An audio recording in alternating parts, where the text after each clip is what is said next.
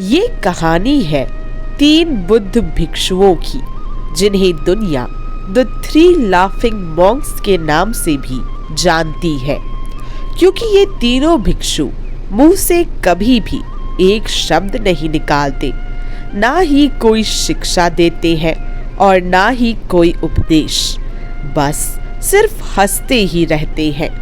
इस तरह हंसते कि मानो हंसना ही उनकी जिंदगी का उद्देश्य हो। इनकी हंसी में इतनी शक्ति थी कि हर कोई इनकी हंसी की तरफ आकर्षित होकर स्वयं भी हंसने लगता। वो बौद्ध भिक्षु जब हंसना शुरू करते तो ऐसे हंसते कि मानो वो उनके जीवन की आखिरी हंसी हो। इनकी चमत्कारी हंसी की वजह से आसपास के माहौल में इतनी जबरदस्त सकारात्मक ऊर्जा का संचार होता कि जो भी इस ऊर्जा के संपर्क में आता तो वह भी अपनी हंसी को रोक ना पाता, जिसके साथ वहां मौजूद हर कोई कुछ समय के लिए मानो अपने हर दुख और हर कष्ट को भूल गया हो। 3 महान भिक्षुओं के लिए उनकी हंसी ही उनका तप और साधना थी। एक दिन ये 3 भिक्षु भ्रमण करते हुए एक गांव के बीचों बीच पहुंचे और वहां खड़े होकर जोर जोर से हंसने लगे। वहां के लोग शुरू में उन्हें हंसता हुआ देखकर उन्हें हैरानी भरे भाव से देखने लगते, लेकिन जब वो रोज उन्हें जोर जोर से हंसते हुए देखते तो वो खुद को भी और अपनी हंसी को नहीं रोक पाए और वो भी बौद्ध भिक्षुओं के संग हंसने लगे, क्योंकि वो बौद्ध भिक्षुक दिल खोलकर हंसते थे। उनके हंसने का अंदाज ही ऐसा होता कि हर कोई उस वक्त तक अपने तमाम दुख व परेशानी को भूलकर हंसने पर मजबूर हो जाता, बस उन्हें देखते ही रहता। देखते ही देखते कुछ दिनों में भिक्षुओं के साथ हंसने वालों की भीड़ बढ़ने लगी। एक दिन ये हंसी गांव के लगभग हर इंसान के चेहरे पर खिलने लगी।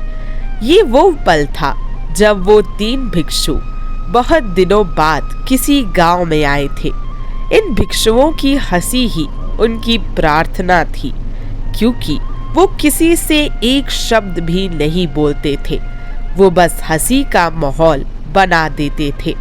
पूरे चाइना में उनको प्यार और इज्जत मिलने लगी। फिर एक दिन ऐसा भी आया कि जब एक गांव में तीनों भिक्षुक थे तो उनमें से एक की मृत्यु हो गई। वहां जैसे ही गांव के लोगों को ये बात पता चली तो गांव के लोगों की भीड़ जमा होने लगी, ये देखने के लिए कि बाकी के 2 भिक्षुक अब किस तरह रिएक्ट कर रहे होंगे। उस वक्त उनके मन में क्या चल रहा होगा और उनकी मनोदशा क्या होगी। सबको यही लग रहा था कि जरूर आज वो भी उदास होंगे। आज हम जिंदगी में पहली बार बाकी दोनों भिक्षुकों को रोते हुए देखेंगे। अब सब लोगों का यही मानना था, लेकिन जब धीरे धीरे लोगों की भीड़ उन भिक्षु के पास जमा होती गई, सब वहां का दृश्य देखकर दंग खड़े थे, क्योंकि बाकी के 2 भिक्षु जमीन पर पड़े तीसरे भिक्षु की मौत पर जोर जोर से हंस रहे थे, लगातार बस हंसते ही जा रहे थे। भीड़ में खड़े एक व्यक्ति ने जिज्ञासावश पूछा कि ऐसे समय में आप उदास होने के बजाय ऐसे हंस क्यों रहे हैं। हालांकि वहां खड़ा हर व्यक्ति भी यही जानना चाहता था। और अब ये पहला समय था जब उन हंसने वाले भिक्षु में से एक ने चुप्पी तोड़ी और शब्दों से जवाब दिया, हम इसलिए हंस रहे हैं क्योंकि जब हम इस गांव में आ रहे थे तब इस भिक्षु मित्र ने हमसे शर्त लगाई थी कि कौन हम तीनों में से बाकी 2 को हराकर हंसते हंसते पहले मरेगा। ये भिक्षु जीत गया। भिक्षु की ये बात सुन वहां मौजूद सभी लोग भावुक हो गए। इसके बाद रीति रिवाजों के अनुसार जैसा क्रियाक्रम किया जाता है उसी तरह किया गया। लेकिन जैसे ही कपड़े बदलने की बारी आई तो दोनों भिक्षु में से एक भिक्षु ने कहा कि उनके कपड़े मत बदलो, क्योंकि मरने से पहले इस भिक्षु ने कहा था कि मैंने कभी किसी गंदगी को अपनी हंसी की मदद से अपने अंदर नहीं आने दिया, इसलिए मरने पर मेरे कपड़ों को मत बदलना। इस तरह उस भिक्षु के शरीर को बिना कपड़े बदले जला दिया गया। जब उनकी चिता जलाई गई तब कुछ अजीब हुआ।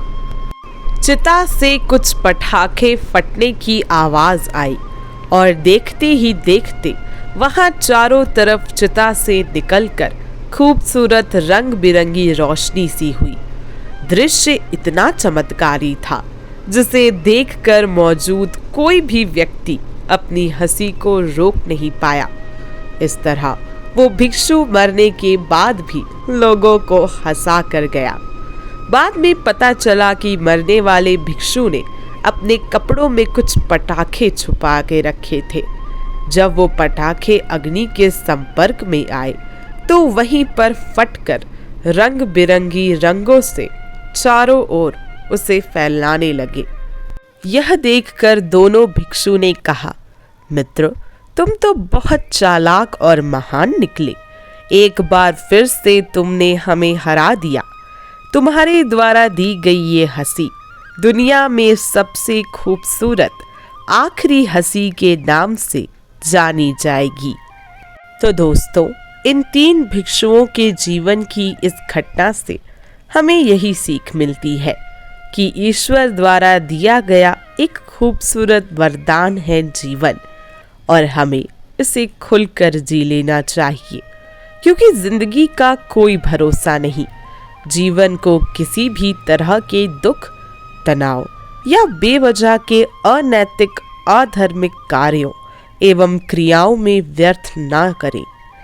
जो भी काम करें उसे इतनी शिद्दत के साथ करें कि हर कोई तुमसे प्रेरित होकर अपने जीवन को बदल सके।